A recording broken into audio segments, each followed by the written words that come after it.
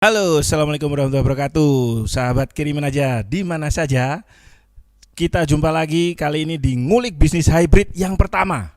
Dan kenapa hybrid? Karena di sini selain teman-teman yang nonton online, ada juga yang datang ke sini nih. Suaranya dong, yang di studio dong. Woi. Itu ya. Jadi belakang sini ada juga teman-teman yang datang offline ya. Jadi ini ngulik bisnis hybrid yang pertama ya. Ini kerjasama dengan Padepokan Karya dan disponsori oleh Kormo Jobs Indonesia gitu ya. Nah, tema kita kali ini cukup menarik teman-teman karena gini, beberapa UKM itu ketika di fase awal membangun bisnis ya, mereka biasanya masalahnya sales dan marketing. Oke.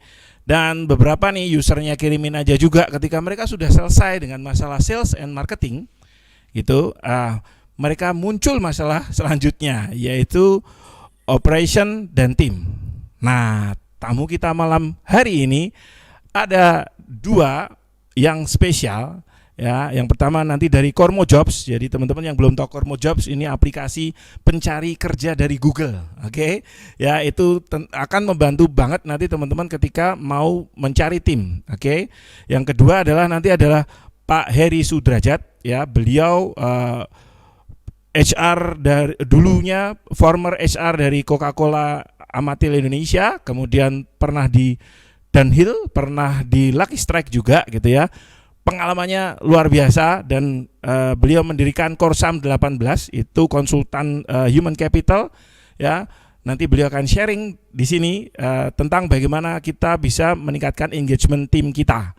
Nah, tapi untuk pertama kita akan dengarkan sedikit tentang tips-tips ya mencari misalkan kita sedang buka lowongan ya, teman-teman mau mencari tim ya, ada teman kita dari Kormo Jobs Indonesia yang akan menjelaskan tips-tips singkatnya. Oke, jadi please welcome teman dari Kormo Jobs Indonesia. Yeay. Halo.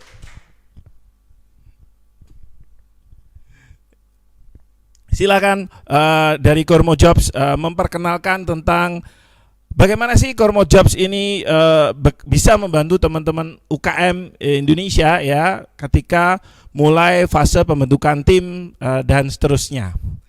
Waktu dan tempat untuk teman-teman dari Kormo Jobs. Terima kasih. Selamat malam teman-teman semua yang ada di studio. Saya mau dengar suaranya dong. Ya kadang-kadang suara moderator aja. Sama teman-teman yang ada di rumah atau dimanapun saat ini online atau menyaksikan webinar ini. Selamat malam, Assalamualaikum warahmatullahi wabarakatuh. Salam sejahtera buat kita semua. Senang saya malam ini bisa ada di sini untuk sharing. Sebenarnya bukan sharing ya, tapi lebih memperkenalkan apa itu Kormo Jobs Indonesia. Sebelum kita mulai ke presentasi, saya mau sampaikan dulu. Orang bertanya gitu kan, Kormo Jobs apa sih, namanya kok aneh. Kormo itu artinya adalah pekerjaan, itu bahasa dari Bangladesh karena foundernya memang asalnya dari sana. Lalu kami produk dari Google dan mulai sejak 2021 resmi jadi produk Google Indonesia. Terus apa Kormo Jobs itu? Itu aplikasi yang bisa dicari di Google Play Store. Untuk saat ini kami masih berbasis Android, jadi hanya baru bisa menggunakan handphone, diakses dari handphone yang berbasis Android. Itu untuk pencari kerja. Sedangkan untuk perusahaan atau employers kami sebutnya, aksesnya saat ini melalui website di kormo.google.com. Nah itu sepintas mengenai apa itu Kormo Jobs Indonesia. Banyak bertebaran job platform, aplikasi di Play Store. Tapi malam ini saya mau coba perkenalkan apa itu Kormo Jobs. Mungkin bisa mulai. Oke. Next. Nah, ini adalah problem identification. Jadi kenapa, gimana awal mulanya Kormo Jobs itu lahir gitu kan? Kita suka kesulitan gitu. Gimana caranya cari kandidat untuk posisi yang kosong. Sebelum saya lanjut lagi, Kormo Jobs apa bedanya dengan job platform atau aplikasi pencari kerja yang lain? Kami berfokus pada urban jobs. Urban jobs ini tuh kalau didefinisikan sebenarnya diambil disebut urban jobs karena itu boleh bisa dibilang masuk ke blue collar, golongan blue collars, atau full time, part time. Akhirnya kita sebutkan itu adalah urban jobs. Biasanya yang termasuk dalam urban jobs itu yang massive hiring, seperti pekerjaan yang di kategori logistik, services, dan yang benar-benar entry level. Jadi kayak nanti ada dijelaskan lagi, contohnya adalah yang sekarang lagi tren itu orang cari kurir, orang cari sales ya, sekarang ini sales, field sales istilahnya, itu yang lagi tren saat ini. Nah, itulah sasaran kami, ya kan. Jadi seeker base kami nanti juga ada di slide berikutnya akan dijelaskan adalah mereka yang pencari kerja di kategori tersebut. Oke, lalu saya lanjutkan. Terus gimana caranya nih untuk bisa cari kerja supaya cepat? Oke, yang ketiga, backgroundnya adalah di Kurmo Jobs itu teman-teman nggak usah pusing bahwa saya cuma cari 5 orang, saya cuma cari 3 orang, tapi saya harus bayar sebulan. Ya, biasanya kondisinya seperti itu. Atau harus kontrak, harus ada beli beli kredit dan lain-lainnya. Di Kurmo Jobs kita punya keunikan sendiri. Boleh next? Nah, jadi kami ini jembatan yang menghubungkan antara pencari kerja atau job seeker kita bilang dengan employers yang membuka lowongan kerja yang membutuhkan tenaga kerja itu. Gampang, user friendly. Ini adalah tampilan di handphone, ya handphone Android ya teman-teman ya, di smartphone yang kalau pencari kerja buka download dan buka Kurmo Jobs. Jadi tampilannya seperti itu. Mereka udah bisa pilih gitu kan. Passion mereka di mana atau mereka punya background seperti apa gitu. Misalnya saya sukanya ketemu orang, oke, maka saya bisa cari nanti tinggal klik sales. Saya suka saya IT kan, itu juga ada pilihannya. Nah itu connecting dengan apa yang dicari oleh perusahaan atau employers gitu kan. Mereka carinya, saya butuh yang sekarang juga misalnya cari junior engineer atau cari ya tukang servis apalah ya, handphone atau apa. Itu di situ karena nanti akan terkonek, akan terhubung karena kenapa? Seeker-nya udah pilih gitu. Oh, passion saya di sini, saya punya background di sini, dan sementara filter yang dibuat oleh si perusahaan atau employers juga menyesuaikan dengan kebutuhan mereka, terkonek, lebih terjangkau dan otomatis lebih akurat. Next. Oke, ini ya tadi saya sebut di depan, apa sih primary job kategorisnya dari urban jobs ini? Low skill. Oke, yang low skill itu kayak driver, delivery, kurir yang sekarang ya, packer, terus loader, atau biasanya kalau di pabrik atau di industri pergudangan mereka butuh tukang angkut-angkut dan seperti itu, yang pokoknya yang low skill, yang nggak membutuhkan keahlian khusus. Kemudian adalah sales and services, itu ada biasanya kalau kita umumnya carinya SPG, kasir, terus penjaga toko, ya kan, terus admin dan technical admin udah termasuk juga di situ. IT juga termasuk, customer service, telesales itu termasuk dalamnya, dan sekarang juga muncul lagi collection atau kita bilang kolektor, itu juga ada tele collection, ada kolektor yang turun lapangan, itu termasuk di situ dalam primary job categories. Next. Nah, apalagi nih yang bisa dibantu oleh Kurmo Jobs. Jadi pada saat teman-teman semua download dan membuka account di Kurmo Jobs dan mencoba untuk membuat postingan pekerjaan atau post kerjaan, itu nggak usah susah-susah mikir gitu. Saya mau cari, misalnya saya mau cari customer care atau cari call center atau telesales. Tinggal dicari aja, template-nya sudah ada di situ. Nggak usah mikir panjang-panjang lagi untuk menjabarkan pekerjaannya seperti apa.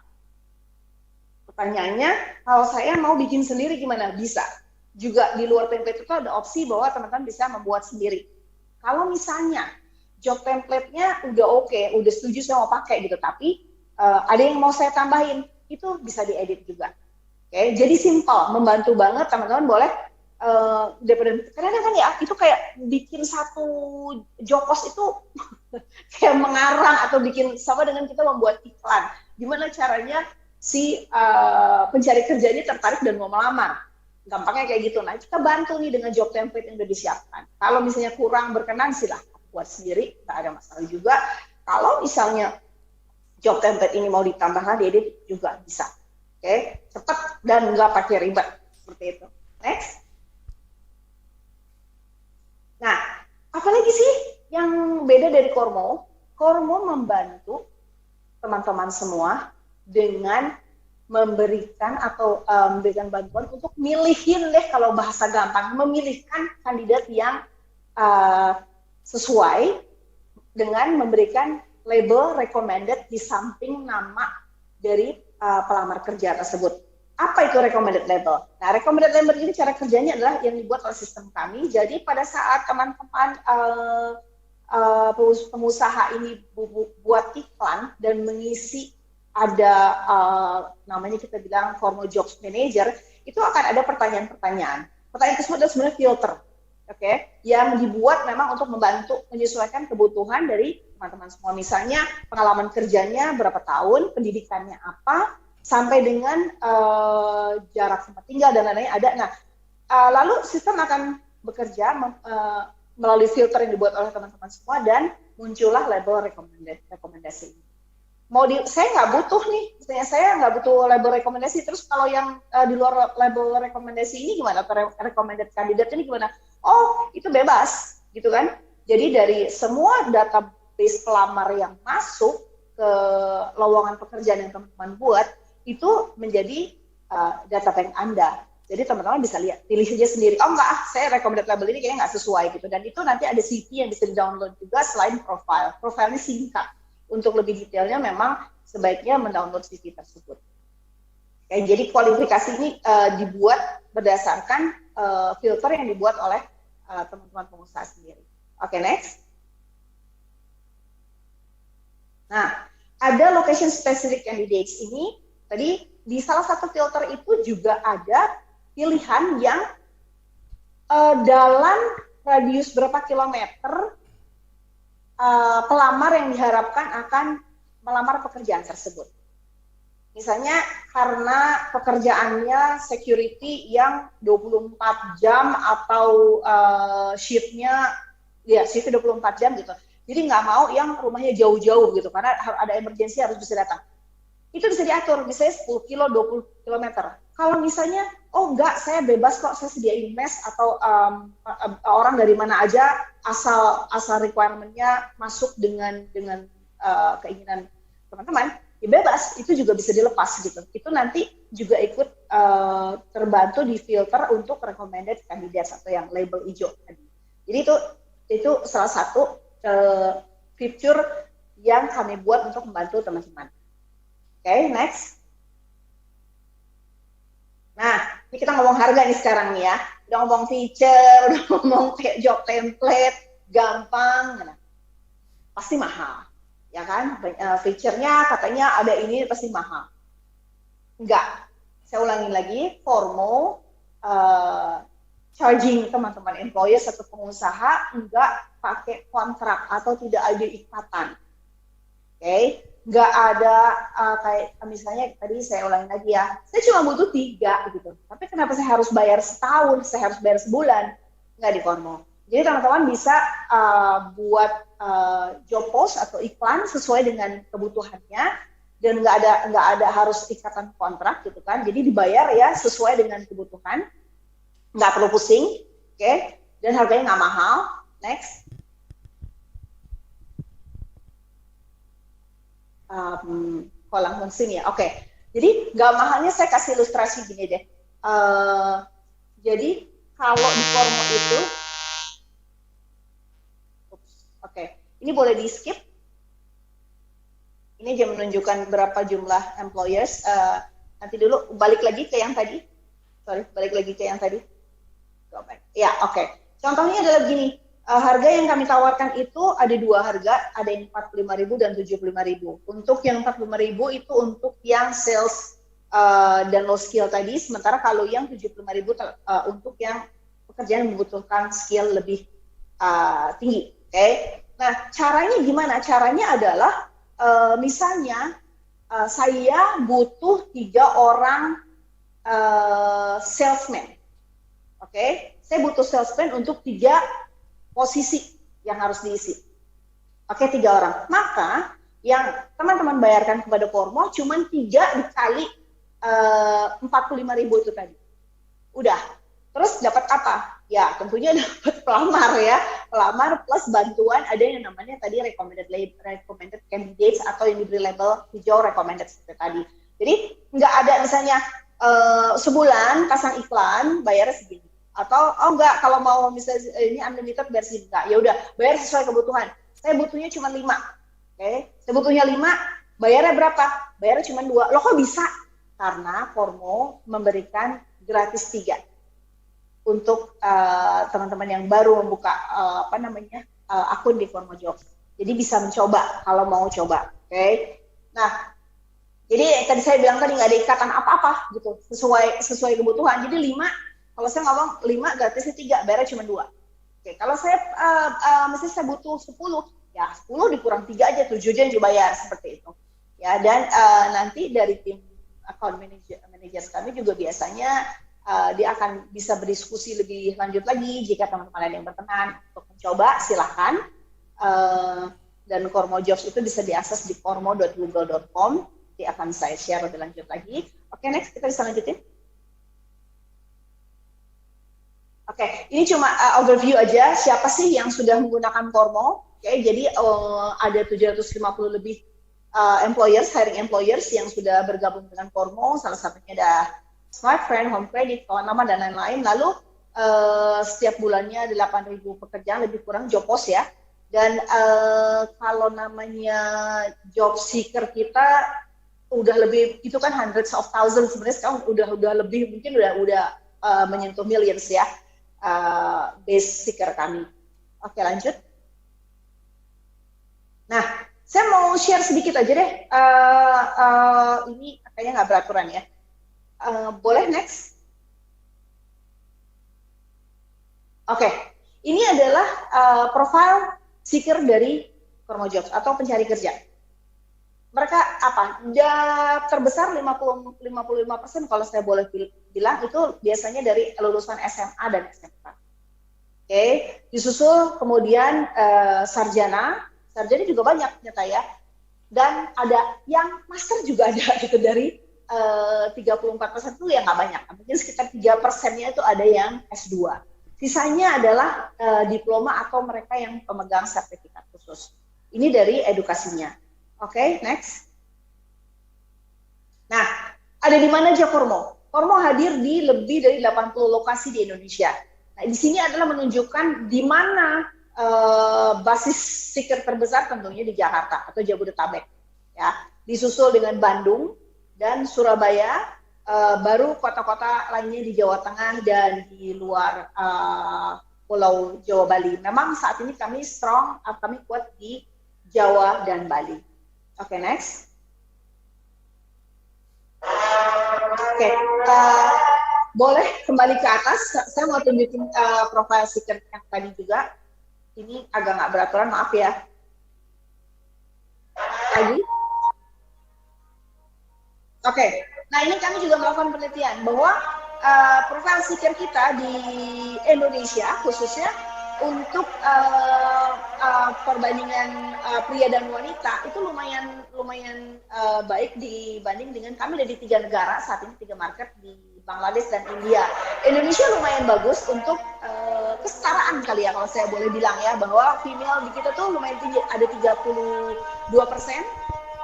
Bersekitar di 32% di market Kormo atau di seeker Kormo. Sedangkan kalau untuk urusan bahasa ini memang sering ditanyakan seberapa banyak yang bisa bahasa Inggris. Sesuai dengan targetnya Kormo Jobs Indonesia, kita itu mengarah ke entry level atau blue collar, jadi yang bisa bahasa Inggris itu sedikit, walaupun nggak pernah turun ya, artinya stabil di situ terus.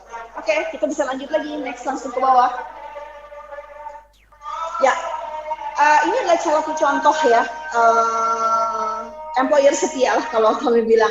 Itu Hungry, siapa sih yang nggak tahu Hungry? Hungry itu mereka diawali dari cold kitchen ya waktu masa pandemi dan terus hiring menggunakan Kormo sampai dengan sekarang. Di samping itu kalau ada success story lainnya adalah saya bisa kasih contoh ada Home Credits Indonesia.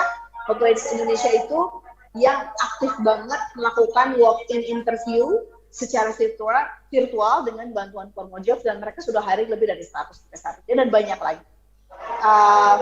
Next. Nah, jadi di situ teman-teman bisa lihat ya ada kormo.google.com kalau mau coba-coba, mau lihat-lihat atau kalau mau ada pertanyaan silahkan ditanyakan. Nanti saya akan berikan nomor kontak dari tim Kormo Indonesia dan jika ada yang mau tanya langsung juga silahkan. Jika ada yang kurang jelas. Terima kasih moderator yang baik. Oke. Untuk waktunya dan untuk teman-teman yang sudah setia mendengarkan. Oke. Ya, keren banget. Tepuk tangan dulu dong yang di studio dong. Wih, dari Kormo Jobs. Ini kebetulan audiens kita yang di sini, Mbak. Ini ada yang pakai kaos Google juga nih, mana lihat ya. Siapa ya? Berani-beraninya. Jadi pas ya. Dan tadi waktu kita sedang sebelum on air tadi kita juga sempat ngobrol-ngobrol kan tentang ini susah ya sekarang cari orang dan lain sebagainya. Karena memang benar Mbak tadi kayak harus berlangganan lah 1 tahun dan seterusnya. Padahal mungkin kan kita cuma butuh berapa ya gitu ya. Dan ini sangat membantu banget ya. Per kepala lah ya hitungannya ya.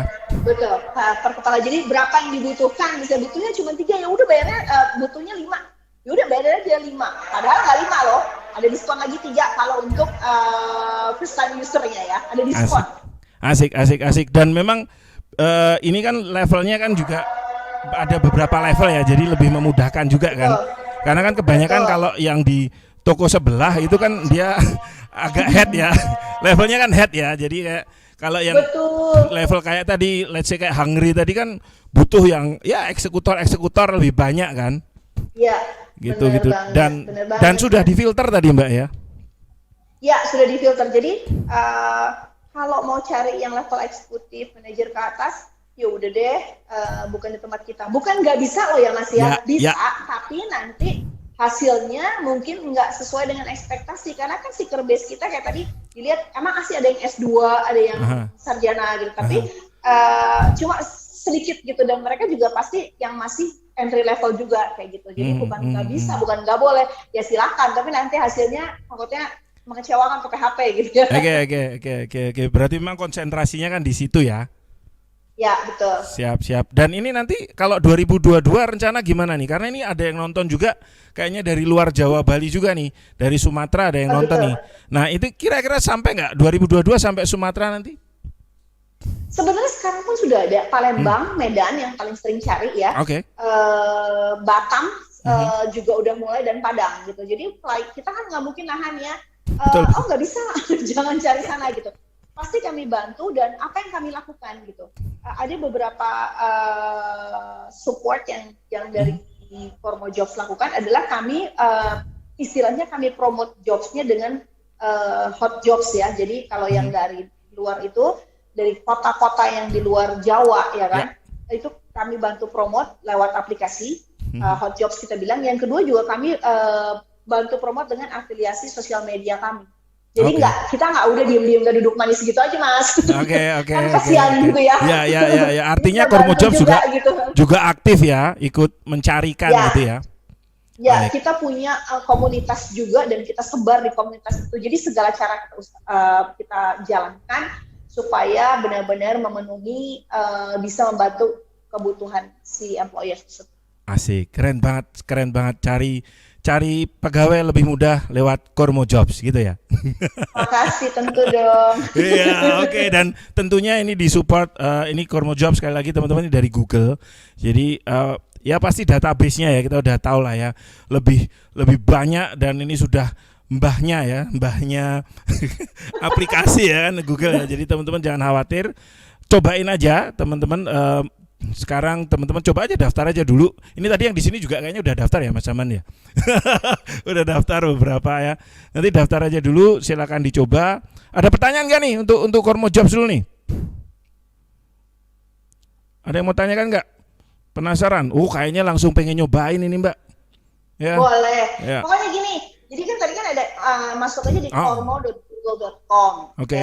Nanti setelah itu mau coba-coba ya kan, silakan. Nanti ada yang menghubungi kok dari tim kami. Oke. Mbak, ini ada pertanyaan nih dari ada pertanyaan dari teman-teman di sini. Ini termasuk fresh graduate juga bisa Mbak ya?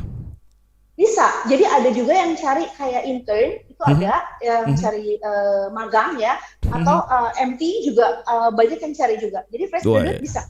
Asik bisa, fresh graduate bisa ya, para pencari darah segar ya. Akan lebih mudah nanti pakai Kormo Jobs ya. Ada pertanyaan lagi nggak nih teman-teman di sini nih untuk Kormo Jobs nih? Oke, kayaknya sudah pada pengen nyobain Mbak, ini udah pada utak-atik HP sama laptop itu ya. Siap. Iya, silakan. Oke, terima kasih banyak Kormo Jobs ya. Itu jadi teman-teman untuk mencari karyawan, jadi nggak usah pusing sekarang. Apalagi nih teman-teman yang ikut malam hari ini Mbak, itu bisnisnya sudah pada mulai growth ya. Jadi mereka mulai nih kebetulan kirimin aja kan kita banyak usernya online marketers ya. Jadi bisnis online. Yeah. Jadi kebutuhan kayak tadi CS CRM gitu ya. Itu banyak banget Mbak, jadi nanti akan sangat membantu ya untuk user kirimin aja juga. Ya semoga juga nanti Kormo Jobs kita bisa ngobrol-ngobrol lebih lanjut juga ya. Nanti siapa tahu ada yang bisa dikoneksikan sama kirimin aja, oke? Yes, pasti dong. Terima kasih ya Mas ya. Siap, oke, thank you. Terima kasih banyak Mbak. Semuanya. Hai, perkenalkan nama saya Oki Wanerizki. Saya junior rekrutmen dari PT Infomedia Nusantara. Halo, perkenalkan nama saya Septiawan. Saya sebagai National Sales Manager di PT Gold Gym Indonesia. Saya Mulia Sejati. Saya sebagai Sales Supervisor di Honda Cakra Pangukir. Halo, saya Randy Syahdan Praditya, Employer Branding and Engagement dari Home Credit Indonesia. Selama 1 tahun menggunakan Kormo, hal yang paling berkesan buat saya pribadi adalah Kormo mudah digunakan. Kita tinggal klik, posting pekerjaan, banyak yang melamar, terbukti. Sampai saat ini sudah puluhan orang yang saya hire. Pengalaman menarik saya sih selama menggunakan Kormo, ya mudah untuk mendapatkan staff ya. Untuk proses rekrutmennya juga mudah ya. Jadi sangat membantu walaupun dengan kondisi pandemik seperti ini ya. Sudah beberapa staff yang saya hire sekitar 45. Dengan Kormo kita lebih mudah dalam pencarian kandidat. Sampai saat ini kita sudah hire 5 orang dan masih ada beberapa dalam proses penyelesaian.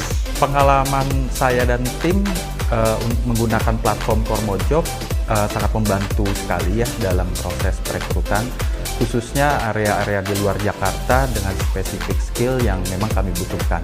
Sampai saat ini kurang lebih sekitar udah 100 kita berhasil hiring, dan selain itu Kormo juga sangat membantu sekali untuk mendorong proses perekrutan kita dengan membuat inisiatif event-event yang menarik.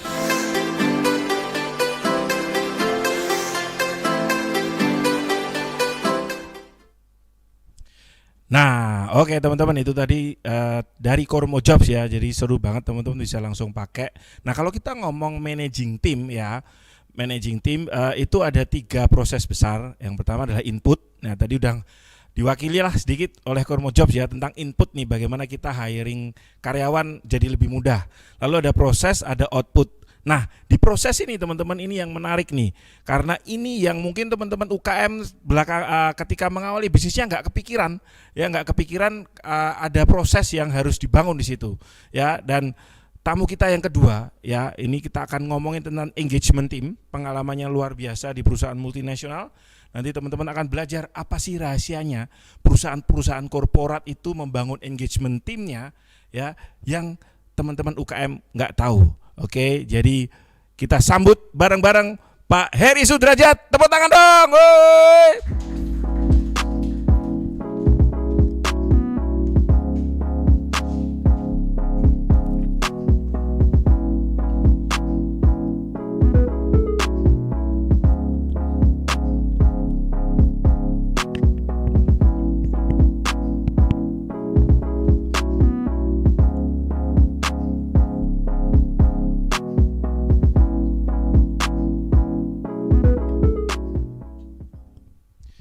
Ya, di sebelah saya sudah ada Pak Heri Sudrajat, atau biar akrab saya panggil Om ya, Om ya. Boleh. Panggil Om Heri Sudrajat ya. Pengalamannya luar biasa seperti saya ceritakan tadi ya. Pernah di Coca-Cola ya, Om ya. Pernah di Coca-Cola sebagai HR ya, sebagai HR, kemudian pernah di Lucky Strike, pernah di Dunhill ya, dan perusahaan-perusahaan multinasional lainnya. Nah, malam hari ini Om Heri ini akan cerita nih rahasianya nih membangun engagement team ya di perusahaan korporat yang teman-teman UKM ini belum pada tahu nih. Nah, silakan Om, cerita sedikit Om tentang bagaimana sih selama ini Om Heri ini di perusahaan korporat nih membangun engagement teamnya, karena kan sekarang zamannya milenial ya Om ya. Ya, jadi kan banyak orang yang bilang milenial nih susah diatur gitu ya Om ya. Silakan Om. Oke, terima kasih Pak Arif. Assalamualaikum warahmatullahi wabarakatuh. Waalaikumsalam. Selamat malam kepada Bapak Ibu semua, baik yang hadir di Padepokan Karya maupun yang mengikuti acara ini lewat Zoom. Tadi seperti yang ditanyakan oleh Pak Arif, bagaimana membangun tim dalam satu perusahaan. Sebetulnya kalau kita bertanya kepada pemilik usaha, business owner, maupun direktur, atau mungkin juga kepada senior manager suatu perusahaan, apa yang menjadi keunggulan terbesarnya? Mungkin mereka akan menjawab, Pak, kami memiliki produk yang hebat, harganya kompetitif, dan dengan alat produksi yang canggih semuanya, dan juga marketing promosi yang fantastis. Meskipun itu merupakan satu keunggulan suatu perusahaan, tetapi sebetulnya itu belumlah unik. Karena kenapa? Satu produk itu kan bisa ditiru, ya.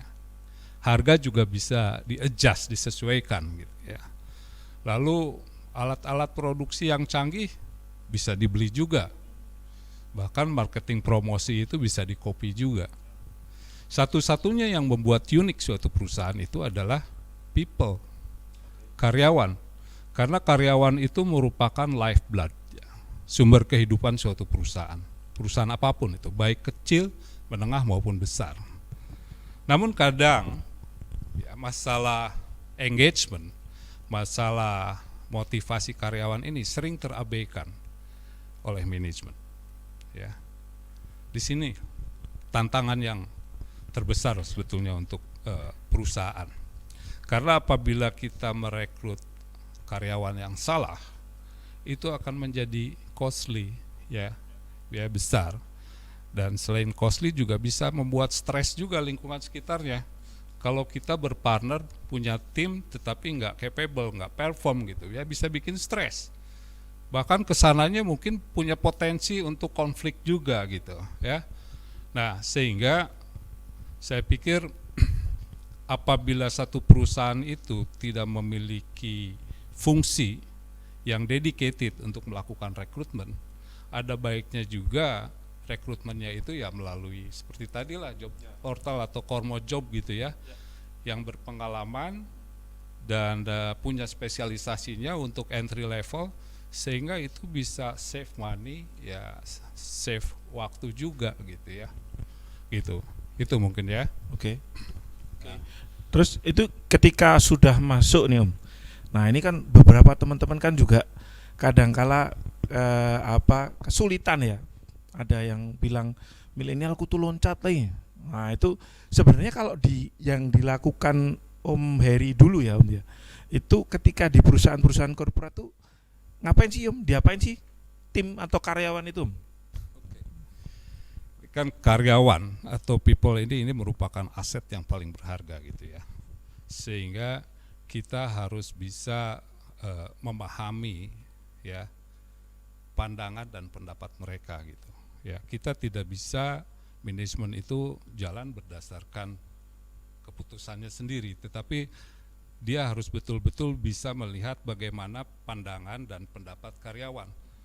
Memberikan kesempatan lah kepada karyawan untuk mengungkapkan pendapatnya dan juga dilibatkan untuk membuat satu perubahan. Ya, jadi semuanya itu dilihat daripada kebutuhan organisasi ke depan ini mau seperti apa gitu ya. Itu semuanya akan tergantung kepada people-nya ya. Karena perusahaan yang kuat, perusahaan yang hebat itu tidak cukup hanya sekedar memiliki infrastruktur yang bagus, sistem yang bagus. Tetapi yang paling utama itu adalah people-nya. Nah, people-nya ini people yang bagaimana? Ya, people juga ada kategorinya gitu ya. Ada people yang betul-betul engage, ada yang memang tidak termotivasi gitu ya. Nah, ini harus dilihat. Mungkin nanti saya akan jelaskan dalam slide-slide saya gitu. Oke, siap Om. Silakan Om, ada slide yang mau ditampilkan? Ya. Oke. Oke, baik. Employee engagement pentingkah untuk UKM dan startup? Saya kira seperti tadi saya jelaskan bahwa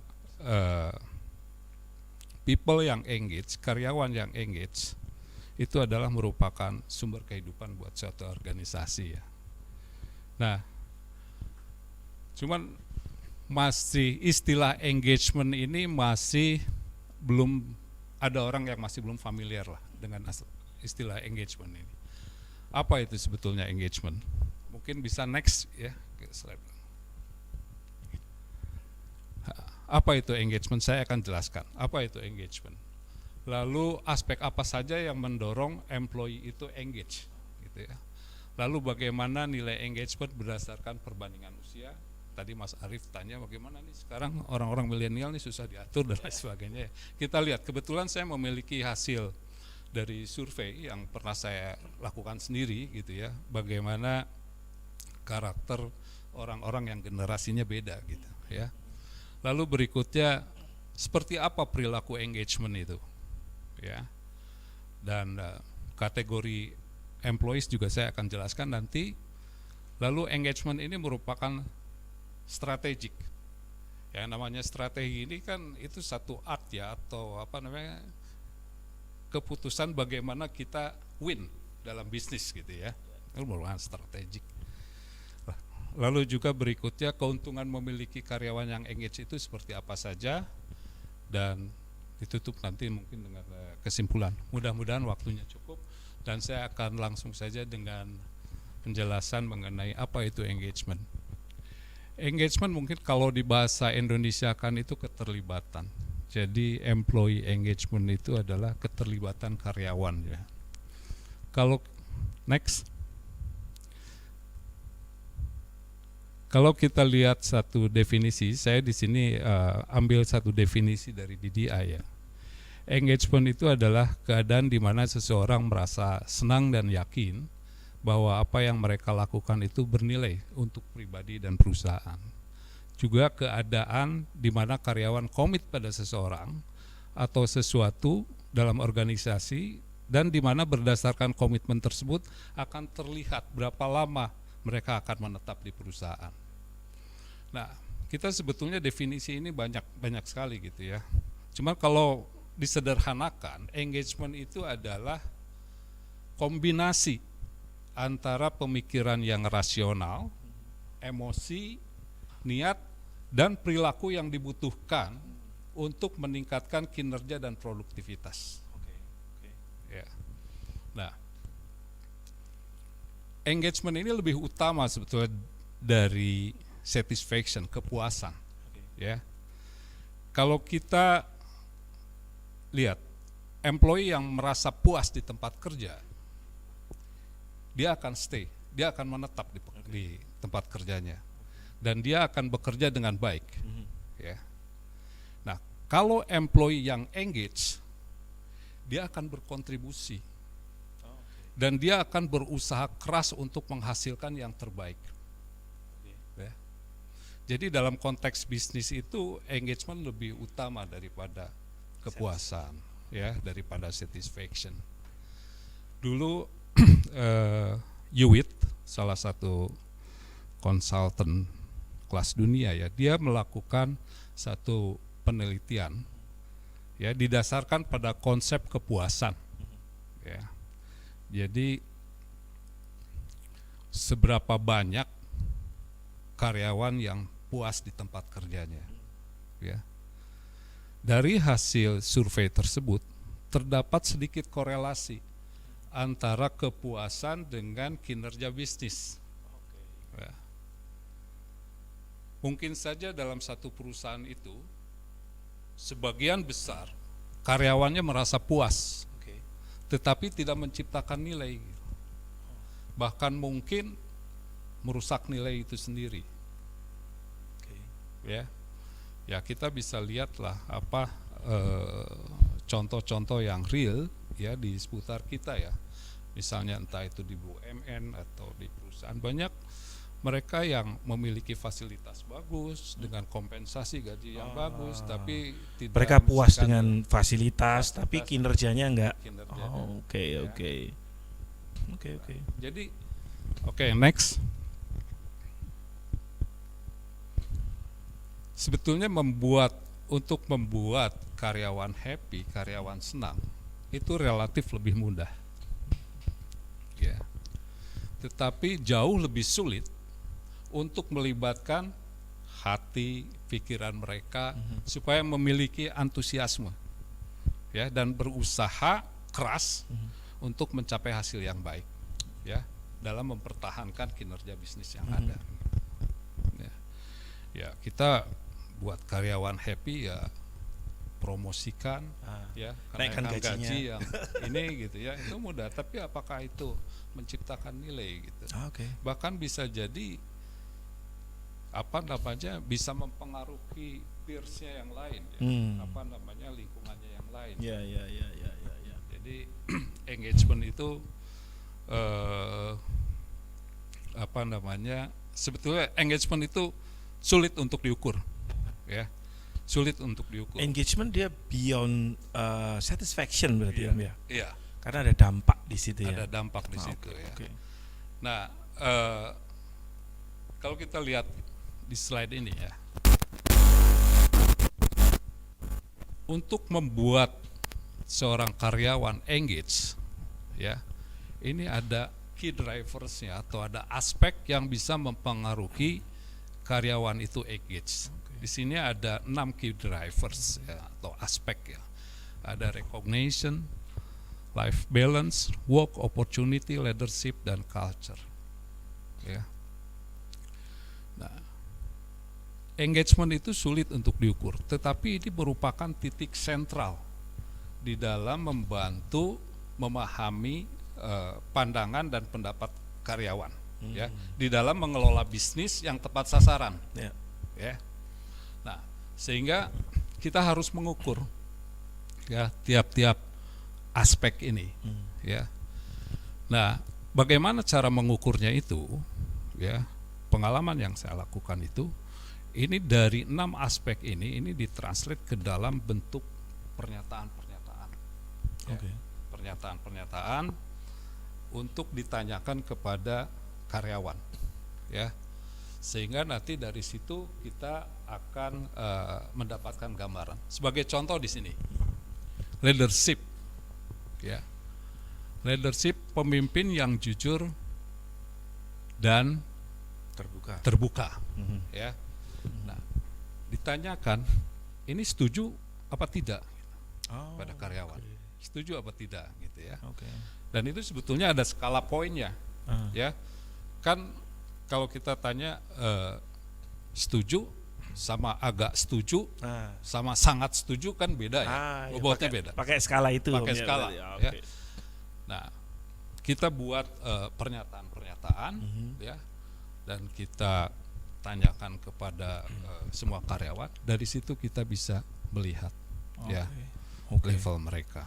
Artinya ketika kita ngomong leadership ini Om, ini kan juga melihat karakter leadership kita ya, as a leadernya ya, gitu. Atau kita lebih ke kayak karyawan itu lebih ke arah mana sih, atau gimana Om?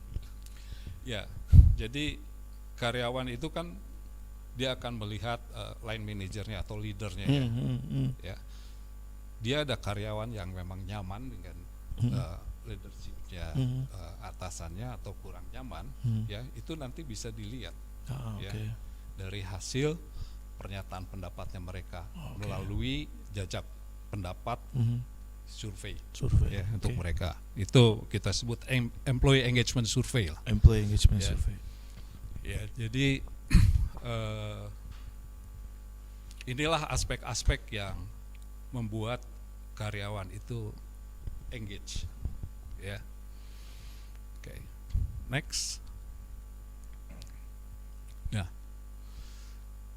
ini adalah hasil yang pernah saya lakukan dalam satu perusahaan. Kalau kita lihat kisaran usia yang 26 sampai 30 tahun itu level engagementnya paling rendah, Oh, oke. 41%. Ini tahun berapa Om kira-kira? Ini 2019 akhir, Oh, Ya. oke. ya. Artinya masih di levelnya nggak beda jauh ya Ya. dengan kondisi sekarang ya. Kondisi sekarang ya. Jadi ini kan sebetulnya 26-30 ya kelompok milenial. Iya. Kelompok milenial Mhm. dibandingkan dengan kelompok yang di atas 50 tahun Mhm. ya, itu skornya lebih tinggi Hmm. ya. Ini karena kenapa? Ini bukan masalah tahun kelahiran ya, tetapi ini masalah mindset, masalah pola pikir ya. Karena perilaku kerja orang-orang entah X generation, baby boomers dengan milenial itu beda. Oke. Seperti saya ini kelompok baby boomers ya. Ya, biasanya orang-orang baby boomers itu dia kerja sampai malam ya, kerja ini gitu. Orangnya Biasa optimis ya. ya, orang biasa ya. Nah, orang-orang X generation itu biasanya mereka kerjanya maunya lebih independen lagi dengan supervisi yang minim gitu. Oke. Ya. Tetapi orang milenial ini memang spesial. Dia maunya itu ya semuanya harus rasional lah. Oke. Ya. Dia punya tanggung jawabnya harus jelas. Lalu kalau saya kerja bagus, recognition-nya seperti apa gitu. Dan ya saya harus ada keseimbangan lah antara kerja dan personal life gitu ya, work balance. Ini kan beda. Ya. Jadi generasi yang berbeda ya, berbeda pula juga perilaku kerjanya gitu. Ya. Perilaku kerja akan berbeda. Dan itu nggak bisa dihindari ya Om ya. Itu nggak bisa dihindari. Karena memang pengaruh sosial budaya pada masa muda tiap-tiap generasi itu berbeda. Ya. Contoh aja lah, misalkan dalam soal musik, mungkin generasi saya itu senangnya apa, Rolling Stone gitu. Ya. Rolling Stone, di Purple gitu ya, Beatles. Lain lagi dengan yang X generation. Pada masa itu mungkin Madonna yang paling banyak di. Nah, kalau milenial musik ya BTS. BTS ya, Korea itu ya. Korea. Ya. Beda. Lalu juga dari peristiwa dunia itu beda. Ya. Zaman saya itu Vietnam, perang Vietnam. Ya. Itu ngaruh juga Om berarti ya. Ya. Itu susahnya hidup. Iya. Berpengaruh kan. Iya. Terhadap generasi itu. Iya. Beda dengan orang-orang milenial gitu ya. Karena nggak ada perang sekarang kan. Nggak ada perang. Kalau dulu mungkin karena perang jadi kayak ya, fighting spiritnya beda ya. Lebih keras lah. Lebih keras. Lebih keras ya. Nah, lalu ya itulah seperti musik ya, seperti peristiwa-peristiwa dunia yang besar ya, itu mau tidak mau akan mempengaruhi ya. Termasuk pola COVID pikir. sekarang Om berarti ya. Termasuk COVID ya. Apalagi dengan kondisi COVID sekarang ini kan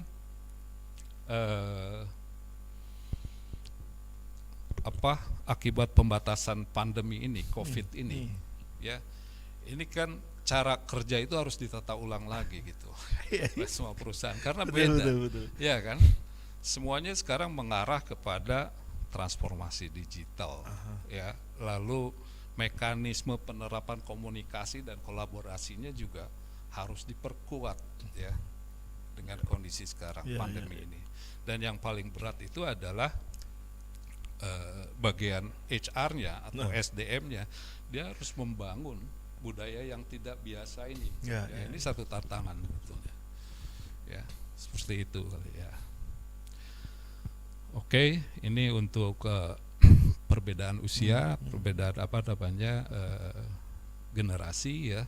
Kalau orang milenial ini kan kerja bisa di mana saja gitu. Ya. Kalau orang seperti saya dulu kerja harus di Harus office. ada Kalau tempatnya, sekarang ya. itu work is the worker where the worker is gitu ya. Jadi di mana ada dia mau di kafe mau Work di mana is ya, where the worker is iya. ya. Ya. Jadi memang beda gitu ya. Nah sekarang kalau satu perusahaan itu treatmentnya tidak dirubah, ya, Ah, ini akan bisa membuat apa namanya disengage gitu, ya. Millennial flight itu bisa terjadi. Iya, Orang iya, milenial iya, yang sehingga turnovernya tinggi. Iya, Ya. iya, iya. Sehingga- Itu kenapa kayak perusahaan kayak Google gitu ya, mereka menyediakan apa mungkin ada mainan di Iya. itu karena itu ya, Om, ya? Itu untuk membuat engage. Sekarang misalnya apa namanya ya, lihat ada perusahaan-perusahaan sekarang yang sudah menerapkan, oh ini kalangan milenial sukanya apa nih, main sepeda gitu. Nah. Buat community lah, apa namanya, sepeda gitu ya, Ya, setiap ya. weekend Ah. di kantor itu bagus. Itu salah satu apa namanya aspek yang bisa mempengaruhi nilai engagement itu Oke. sendiri gitu. Oke. Ya. Seru. Gitu. Karena ya seperti yang tadi saya jelaskan di slide sebelumnya, aspek atau key drivers yang mempengaruhi engagement ini memang harus terus secara reguler dilakukan pengukuran secara komprehensif gitu ya, untuk memahami apa namanya pandangan mereka ya, yang bisa mempengaruhi kepada tiap drivers itu gitu ya, sehingga nanti dari situ kita bisa melihat action plan-nya seperti apa gitu untuk memperbaiki ya. Oke, next. Nah, perilaku engagement ini bisa kelihatan sebetulnya, mungkin orang yang sudah lama bekerja itu bisa melihat perilaku setiap individu gitu ya. Kalau orang itu selalu konsisten dia bicara positif tentang perusahaan di tempat kerja ya, kepada setiap orang atau kepada customer, ya saya katakan perilaku, saya bilang sama anak saya atau keponakan saya atau teman saya merasa senang nih kerja di perusahaan saya itu, dan saya rekomendasikan deh kalau kamu punya keponakan atau anak, suruh ngelamar ke perusahaan saya ya. Ini salah satu indikator bahwa orang ini engage. Dan kalau ada yang bertanya ke saya juga, ini Pak, ada yang mencari nih posisi, menawarkan posisi kepada Bapak di perusahaan lain gitu ya. Ya, saya jarang berpikir untuk pindah kerja gitu. Saya akan menetap di perusahaan ini gitu ya. Saya tidak terpikir saya harus quit dari perusahaan ini. Nah, ini kan indikator bahwa apa namanya engage gitu ya. Dan perilaku yang lainnya itu ya dia merasa bahwa ini adalah apa namanya tanggung jawab gitu ya. Saya punya komitmen dengan pekerjaan, dan itu juga dilihat dari perilaku orang-orang ini biasanya proaktif gitu ya, punya inisiatif ya. Nah, perilaku seperti ini yang tadi saya jelaskan itulah perilaku engagement gitu ya. Perilaku engagement kelihatan lebih apa namanya semangat gitu ya, dia betul-betul merasa bangga gitu ya, merasa happy, bukan sekedar karena gaji. Kalau kita lihat itu ya, berdasarkan survei itu orang yang keluar sebetulnya kecil porsinya karena alasan kompensasi, alasan gaji, tapi lebih kepada kenyamanan. Oke. Ya, biasanya orang yang sudah quit itu kalau sudah merasa tidak nyaman gitu, umumnya ya. Walaupun memang ada juga yang karena apa namanya masalah salary gitu ya, tapi sebagian besar karena masalah kenyamanan gitu ya. Nah, itulah perilaku engagement. Oke, next. Nah, kategori employee ini di sini ditunjukkan ada 3 kategori, ada yang engaged, ada not engaged, sama actively disengaged. Kalau yang engaged, kita tadi tahu bahwa mereka bekerja dengan penuh semangat, merasakan hubungan yang mendalam dengan perusahaan, dan mendorong inovasi dan memajukan organisasi. Nah, tantangan buat perusahaan itu how to maintain these people gitu ya. Jangan sampai mereka itu pergi ya. Nah, kita harus tahu kebutuhan mereka itu sebetulnya apa saja sih ya. Kalau mereka majority misalnya ada di kelompok milenial ya. Nah, itu level of engagementnya mereka itu harus betul-betul diperhatikan ya. Misalnya sekarang sebetulnya seperti hybrid ya, kerja di kantor, di rumah, ini bagus juga sebetulnya ya buat Malah mereka. bagus Om ya. Kalau kita tanyakan, saya coba beberapa kali nanya kepada kelompok milenial, mereka lebih enjoy gitu, ya, karena mereka waktu untuk bersosialisasi juga bisa dengan work life balance ya, work life balance itu ya, itu bagus ya. Nah, kelompok kategori yang kedua yang not engaged ini, karyawan pada dasarnya check out. Ya, jadi dia kerja dalam mimpi aja atau gone time lah ya. Dia datang jam 8, pulang jam 5 sudah gitu ya. Di kantor ya begitu-begitu aja gitu ya. Asal kerja gitu ya. Asal kerja ya. Nah, tetapi sebetulnya kelompok ini ya, not engaged itu kita harus cari tahu apa yang menjadi penyebabnya. Ya. Apa yang menjadi penyebabnya sehingga mereka itu not engaged. Kenapa? Karena ini kelompok ini masih ada harapan ya untuk menjadi engage gitu ya. Kalau kita sudah tahu apa yang menjadi penyebab mereka itu not engage gitu ya. Nah, lain dengan yang actively disengage. Ini kelompok ini yang memang sudah menjadi toxic gitu ya. Kalau saya istilahkan udah menjadi racun gitu ya. Ya, ini agak berat gitu ya untuk untuk diperbaiki ya. Kalaupun mau ya mungkin bisa saja dicoba gitu ya untuk kelompok ini. Seperti apa? Misalnya kita buatkan semacam performance improvement plan gitu ya. Ya, kasih waktu 6 bulan ada perubahan atau tidak ya. Tapi yaitu tadi untuk langsung move ke engage ini ya berat. Tetapi kalau yang not engage ya kesempatan untuk berubah menjadi engage itu masih ada kemungkinan gitu. Ini beda ciri-cirinya Pak Om antara not engage sama actively disengage. Ini ada nggak Om ciri-ciri yang kelihatan nih gitu?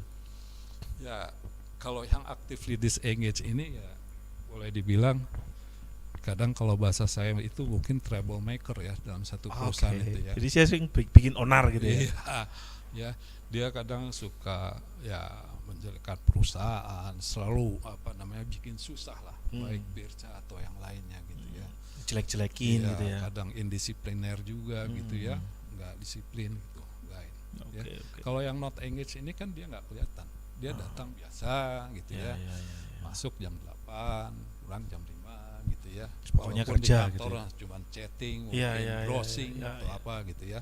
Nah, kita harus tahu kan apa yang menyebabkan mereka seperti itu gitu, ya. Masih ada harapan lah ya. Masih ada harapan lah untuk move ke engage gitu ya. Next. Nah, engagement ini adalah satu strategi ya. Kalau satu perusahaan ini ingin berkompetisi, seperti saya katakan, tidak hanya cukup dengan infrastruktur yang bagus atau sistem yang bagus, tetapi harus dipastikan bahwa perusahaan itu memiliki orang-orang yang engage gitu ya, orang-orang yang berkinerja tinggi ya, karena strategi itu satu ketetapan bagaimana perusahaan itu bisa menang gitu. Kan gitu ya. Jadi langkah pertama ini menjadi prioritas bisnis utama bagi perusahaan multinasional company. Ya, perusahaan-perusahaan besar itu umumnya mereka itu selalu fokus kepada people ya. Mereka melakukan secara reguler mereka mengukur level engagement setiap tahun. Jadi ya, prioritas key suksesnya untuk bisnis itu kan ada di people. Ya, sehingga ini menjadi prioritas bisnis utama untuk perusahaan-perusahaan besar umumnya. Ya. Lalu strategi yang kedua, mempunyai karyawan yang engage ini dapat meningkatkan inovasi dan produktivitas. Ya. Ini karakter orang yang engage ini dia menyukai tantangan, ya. Dia menyukai tantangan dan dia selalu challenge the process gitu ya. Jadi proses-proses yang sudah ada itu mereka mencoba cari bentuk yang lain yang lebih baik gitu ya. Mereka kalau mendapatkan kesulitan itu selalu mencari cara bagaimana menyelesaikannya gitu ya. Nah ini apa namanya, mempunyai karyawan yang engage ini dapat meningkatkan inovasi dan produktivitas. Udah jelas ya, karena kita memiliki karyawan yang engage, ya outputnya juga akan bagus terhadap bisnis ya. Lalu yang ketiga, para eksekutif ini menyadari pentingnya mengukur engagement. Ya sangat penting sekali, karena dengan mengukur engagement ini, sehingga kita akan tahu ya bagaimana tiap-tiap drivers tadi mempengaruhi nilai engagement dengan si karyawan itu ya. Jadi itu harus dilakukan. Nah, yang keempat, para eksekutif selalu mencari cara untuk meningkatkan engagement, yaitu perusahaan-perusahaan sekarang itu banyak memfasilitasi ya, memotivasi karyawannya ya untuk meningkatkan level engagement ya, karena mereka menyadari betul bahwa untuk menang dalam kompetisi bisnis itu kuncinya terletak pada people ya, karyawan.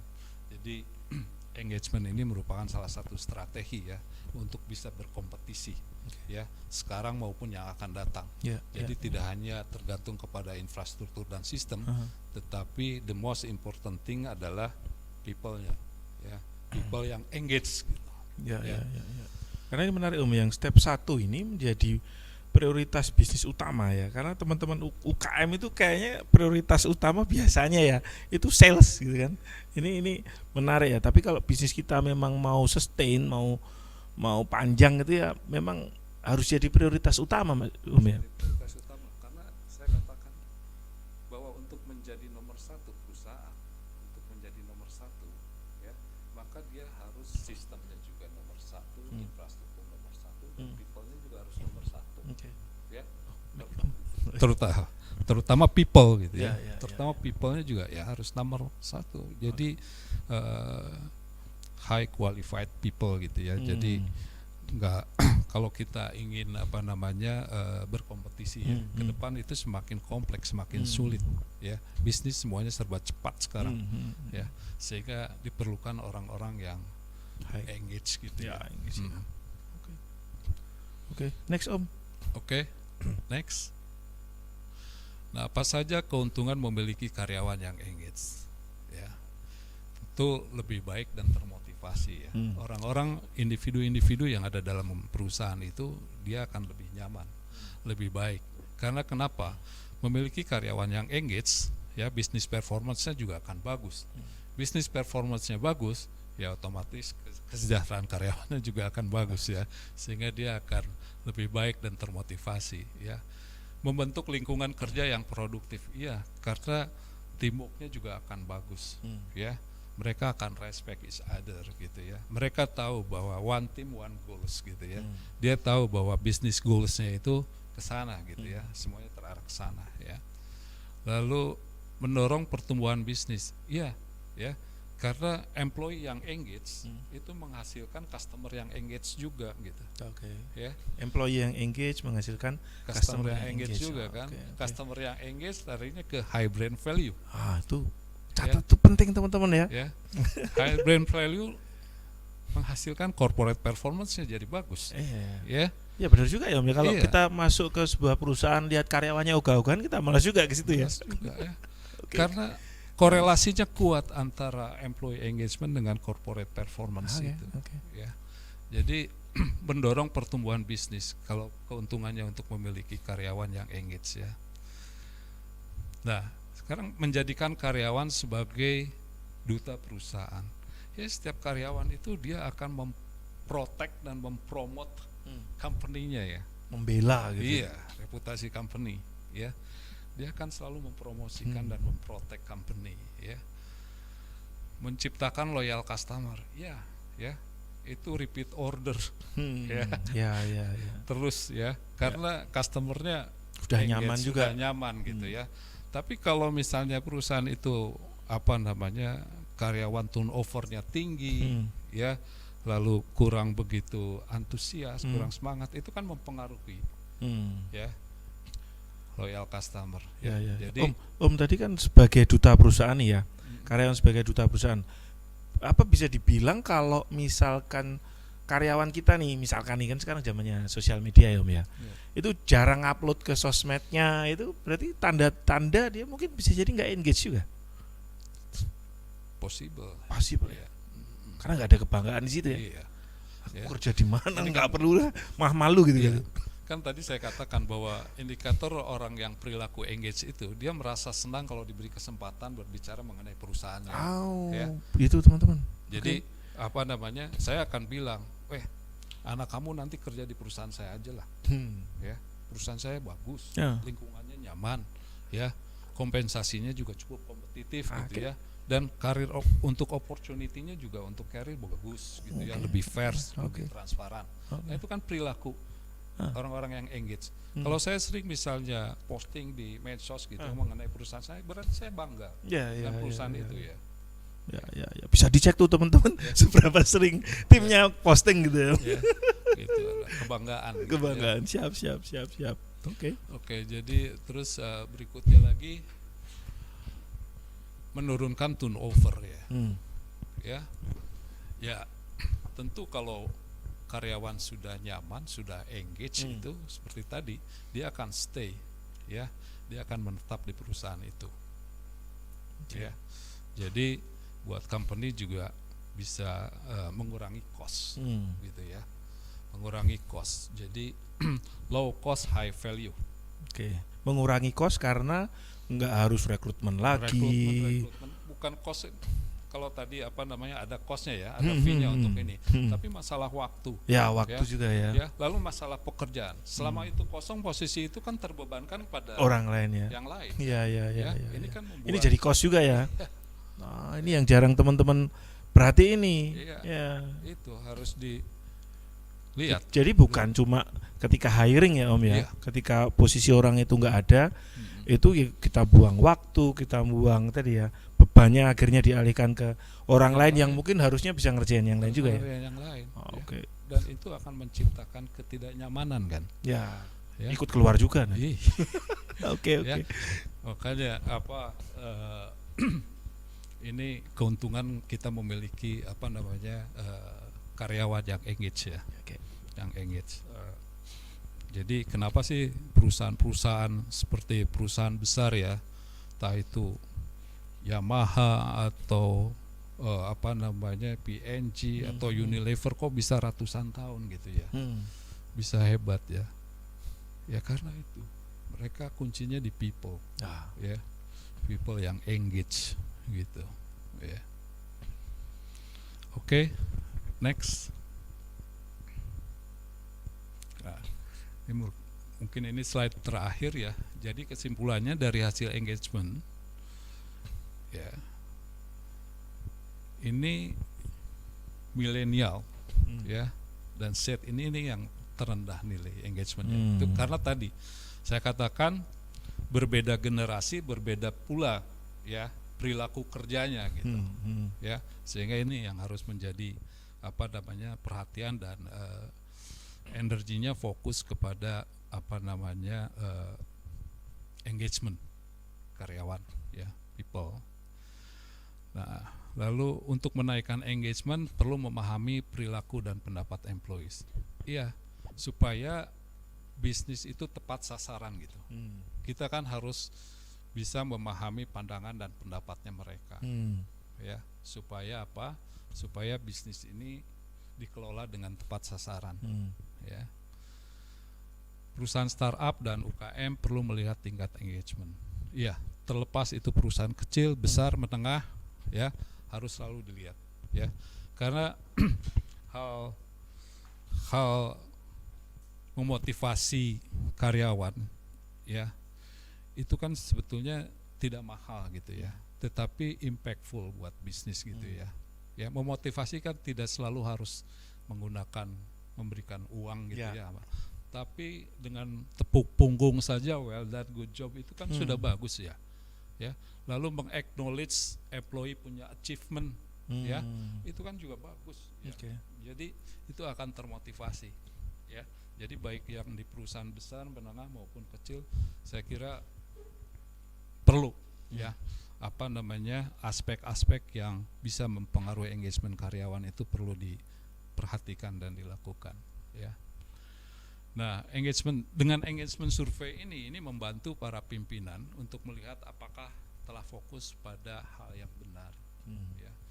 Karena tadi dari hasil survei atau jajak pendapat kita bisa mengetahui ya pandangan dan pendapat para karyawan, sehingga kalau perusahaan itu melakukan suatu perubahan dia akan sejalan gitu, dan mereka akan mendapatkan support dari timnya gitu, ya.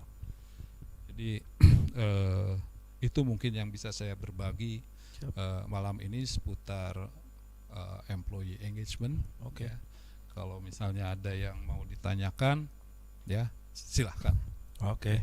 Silakan teman-teman, baik yang di studio ya, studio 1 Padepokan Karya, atau yang sedang lihat di Zoom nih, silakan. Mungkin dari studio dulu nih yang ada suaranya. Ya, silakan Mas Samhan.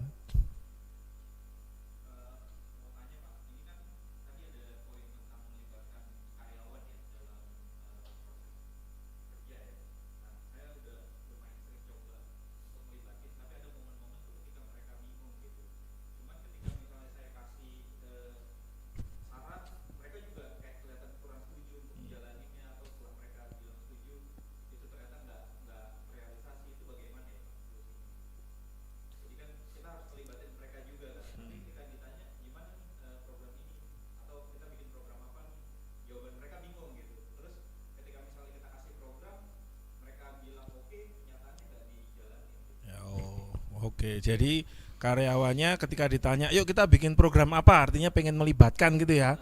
Mereka ya bingung, terserah deh gitu kan. Tapi ketika dibikinkan program terus mereka nggak menjalankan. Nah itu gimana itu Om? Oke. Kayak gitu, seru nih. Mungkin masalah komunikasi ya, Ya, dengan oke. masalah ya mungkin kenyamanan juga ya. Antara Mas tadi dengan timnya ya, dengan katakanlah si X gitu ya, si X ini. Nah kita harus lihat ya, sebenarnya si X ini nyamannya sama siapa gitu. Mungkin saja sama Mas tadi disampaikan seperti itu dia nggak manut gitu, nggak nurut gitu ya. Tapi mungkin sama yang lain, misalnya sama Pak Arief malah nurut gitu ya. Ya, kadang-kadang suka ada chemistry seperti itu ya. Betul nggak? Ya, jadi itu harus dicoba. Jadi tidak semua orang, saya dengan tim saya, ya mungkin dia lebih nyaman dengan yang lain gitu daripada dengan saya gitu. Kalau saya yang ngomong kayaknya susah mau disuruh tuh, ya, kadang-kadang lambat gitu. Tapi kalau dengan yang lain, malah lebih nyaman gitu ya. Begitu Mas, gitu ya. Oke. Ya, bisa dicoba nanti. Istilahnya kalau bahasa Jawa tuh nabok nyilih tangan. Jadi kita pakai teman kita yang lain ya, yang ada di tim ya. Oke, kemudian ini ada pertanyaan nih dari Zoom nih. Saya nggak kebaca. Sebentar, ini saya baca dulu. Oke, ini ada pertanyaan, saya bacain dari ini Adrianus. Om, ini Om pertanyaannya, bagaimana membuat organisasi di UMKM yang simple karena usaha masih belum besar? Karena kalau organisasi yang gemuk tapi penjualan atau omsetnya belum besar, maka operationnya pasti akan membengkak. Nah, itu gimana Om? Waduh, susah juga ya. Membuat organisasi yang pas nih untuk teman-teman yang mungkin sedang mulai growth ya, belum besar, omsetnya belum besar nih, tapi perlu nih, gimana nih idealnya Om? Saya kira mungkin yang pertama ya harus ditentukan dulu short plan ya, annual plan-nya ya, harus dibuat dulu gitu ya. Katakanlah kalau misalnya untuk penjualan sales harus sampai berapa gitu ya. Lalu juga kira-kira untuk mencapai sekian itu jumlah orangnya harus berapa sih? Gitu ya. Berarti bikin plan dulu Ya ya. harus plan dulu. Oke. Harus bikin plan. Berapa dulu. lama Om mungkin idealnya? 1 tahun, 2 tahun atau Untuk apa? untuk misalkan tadi sebelum kita memasukkan orang tadi? Ya, saya pikir setahun bikin annual plan dulu ya. Oh, oke. Annual plan setahun. 1 tahun ya. Yang short term dulu gitu ya. Hmm. Kita perlu untuk mencapai target sekian itu Oke. ya perlu berapa orang Oke. dan itu untuk melakukan katakanlah rekrutmennya misalnya ya. Mhm. Itu apakah harus dari awal gitu ya. Oh, dari atau awal tahun atau by passing gitu ya. Oh. Ya. Oke, kuartal 1 misalnya sekian orang, Oke. kuartal 2 sekian orang sesuai dengan Enggak harus dimasukkan di awal semua. seperti itu. Oke. Itu Dan mungkin itu kalau- disesuaikan juga ya Om. Kalau misalkan di kuartal 1 nggak achieve target, berarti kuartal 2 jangan dimasukkan dulu gitu ya. gitu. Oke. Jadi Oke. dikelola mungkin seperti itu ya. Oke. Untuk yang awal membangun bisnis yang baru mulai gitu ya. Hmm. Masih susah karena begitu kalau kita langsung meng-hire orang banyak, Hmm. tadi seperti tadi target tidak tercapai Ah. malah jadi Boncos juga. bocos ya. Oke. Oke, itu ya teman-teman. Mas Adrianus semoga menjawab. Ini ada pertanyaan selanjutnya nih Om. Dari Muhammad Anwari. Gaji atau salary bukankah berpengaruh besar pada engagement ini, Pak? Apakah pola pikir ini harus diubah? Bagaimana dengan komitmen? Haruskah selalu diulang secara periodik? Oke. Gaji salary bukankah berpengaruh besar? Umumnya memang semua orang kerja itu pasti karena financial reason gitu ya. Karena gaji juga. Tapi gaji bukannya satu-satunya komponen yang bisa membuat orang itu Stay. Oke. ya. Impact daripada kenaikan gaji ya itu tidak terlalu besar sebetulnya ya. Tetapi perhatian dan kesempatan dia untuk berkembang itu sebetulnya yang membuat orang stay. Oke. Ya. Nah, sekarang ditaikin gaji, ya. Tetapi kalau misalnya katakan ditaikin gaji misalnya 10% atau 15%, tetapi kalau misalnya bos besarnya tepuk tangan, good job, well done, excellent, very good, itu akan membuat lebih nyaman, lebih senang orang itu ya.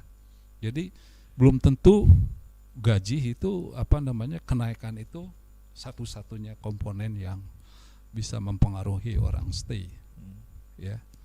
Tetapi recognition penghargaan, motivasi itu paling penting.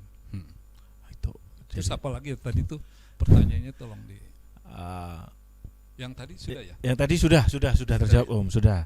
Ya jadi itu ya. Jadi recognition karena mungkin kalau gaji lebih ke satisfaction tadi Om ya. Bukan bukan sekedar engagement mungkin masuk tapi tidak terlalu. Oke. Ya. Sekarang apalagi seperti saya bilang tadi milenial ini kan boleh dibilang mungkin waktu bukan segala-galanya gitu. Tetapi life balance, recognition, opportunity, career, balance, itu recognition, yang lebih, opportunity. Iya, itu mungkin lebih berpengaruh untuk mereka itu. Opportunity untuk growth ya. Ya untuk growth. Okay. Untuk growth. Dia harus jelas. Saya kerja di sini itu ya. Ada karir path-nya enggak? Karir path-nya seperti Lebih apa gitu. Okay. Ya. Jadi lebih jago Ya. apa gitu kali ya. Oke, itu ya. Semoga menjawab. Kita lanjut ke pertanyaan ketiga dari studio dulu, ada nggak nih pertanyaan lagi nih? Ya, sambil nunggu yang di studio, ini sudah ada dari Leng Mai Shartut. Nah ini orang mana? Thailand apa ya? Oke, pertanyaan apa yang mesti dipersiapkan untuk memulai bisnis serta pertimbangan apa saja agar bisnis berjalan sesuai rencana? Oke, ini kaitannya dengan mungkin kaitannya dengan ketika bisnisnya baru mulai nih Om, ini gimana nih tim awalnya nih? Tim awal ketika bisnisnya baru mulai. Tadi kan pertanyaannya coba ditayangkan lagi deh, lihat. Ini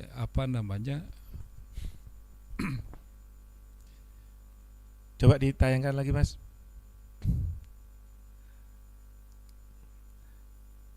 Tadi kalau nggak salah pertanyaan apa saja untuk memulai bisnis gitu. Ya. Kalau kita kaitkan dengan tema malam ini kan berarti apakah ketika mulai itu timnya harus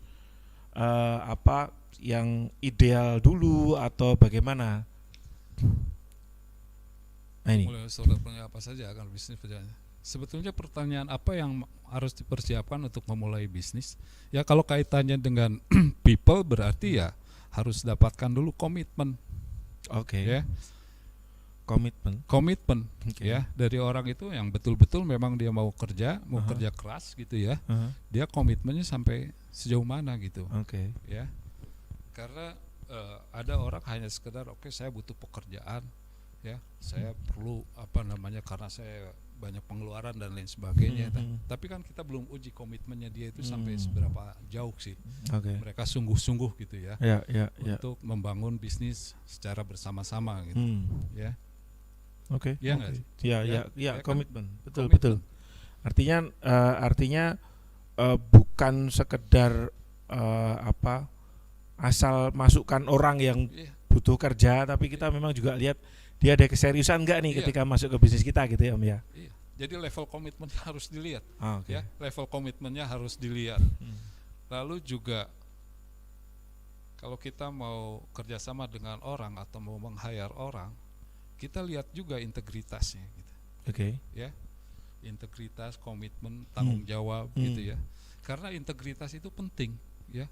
Itu very basic yang fundamental gitu ya. Sekarang orang yang pintar banyak ya, orang yang energik banyak, tapi orang yang memiliki integritas ini yang mungkin agak susah gitu. Ya. Ya.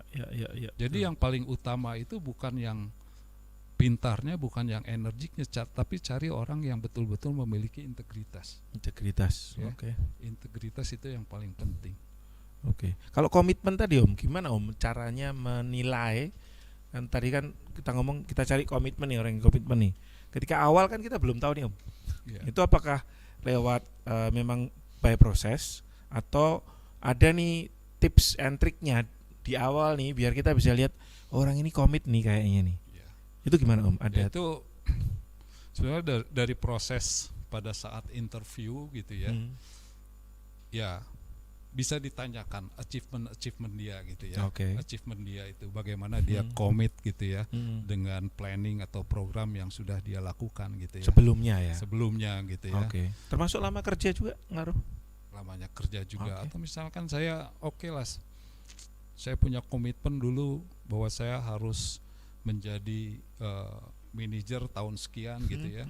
Ini nih terbukti nggak gitu ya. Oke. Itu dari komitmen itu mungkin bisa dilihat juga gitu ya, level Oke. komitmen itu. Oke. Itu teman-teman jadi dicek ya. Ya. Dari pengalaman dia sebelumnya ya, komitmennya bagaimana gitu ya. Jangan sampai kita lihat nih mungkin misalkan baru di satu perusahaan sebulan Iya. kayaknya banyak banget, tapi Iya. sebulan itu berarti Iya. itu tanda-tanda ya Om ya. Lihat aktivitasnya juga, tanyakan aktivitasnya apa saja. Misalnya aktivitas. sport, olahraga. Oke. Oh, saya komit untuk kesehatan saya selalu menjaga olahraga. Oke, kamu olahraganya itu olahraga apa? Ya, saya olahraga angkat besi misalnya. Nah, oke. Angkat besi seminggu berapa kali? Saya seminggu 2 kali. Oh. Tapi kamu lihat badannya kok kurus gitu. Nah, oke. Ini Iya. contoh aja. Iya, ya. iya. Jadi ini harus ya trik-trik, teknik-teknik gitu ya dalam melihat calon gitu ya. Oke. Itu ya teman-teman tips teknik dari Om Heri ini tentang bagaimana kita menilai komitmen ya dari seseorang, dan tadi jangan lupa integritas. Jadi sekarang zamannya sosial media jadi lebih mudah juga ya Om ya, Iya. nge-tracking orang ya Om ya, Iya. integritasnya gitu. Oke, dari studio ada pertanyaan?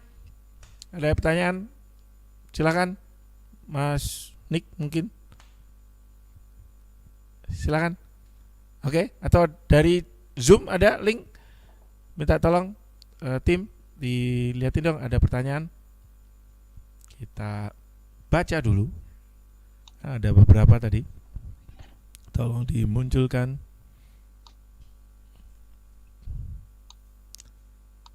Tolong dimunculkan.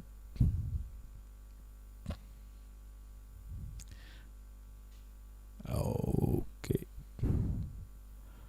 Ada? Tolong dimunculkan.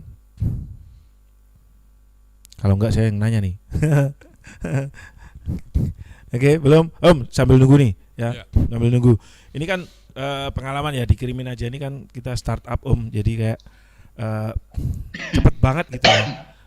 Pergerakan bisnisnya itu sekarang lagi kenceng banget Om. Nah, gimana sih Om caranya ketika kita pergerakan bisnisnya kita ini lagi kenceng-kencengnya nih? Ini gimana sih caranya kita bisa create nih, membuat program mungkin atau meningkatkan engagement timnya nih Om? Karena misalkan nih Om, kita nih kayak ngetes, kita tuh modelnya kayak hire fast, fire fast. Jadi kayak karena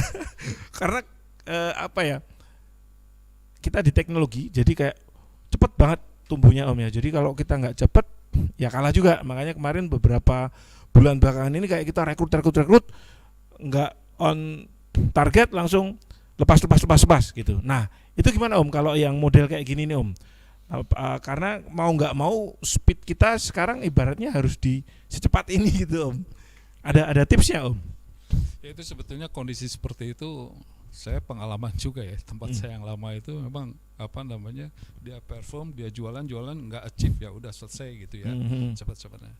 Nah ini kan fokusnya hanya kepada sales saja gitu ya, belum kepada manusia gitu ya.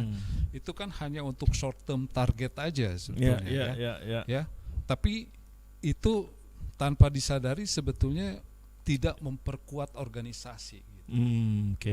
Kalau kita berpikir ya untuk memperkuat organisasi, ya dia harus mengelola people dengan baik gitu, ya, dengan terarah, dengan bagus. Jangan semuanya karena ini sales, nggak seperti itu. Tapi bicara untuk long term ke depan, ya. Dan ingat sebetulnya bukan customer first, tapi employee first, second customer.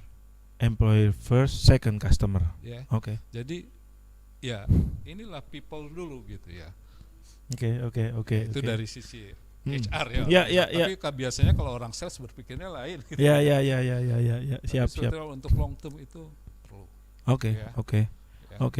Siap. Dan setiap perusahaan itu ya makanya harus jelas gitu ya. Dia memiliki strategic business plan-nya ya, yang panjang gitu ya, 5 tahunan mau seperti apa, terus di-divide ke 5 tahun gitu ya, sehingga tidak seperti itu gitu ya.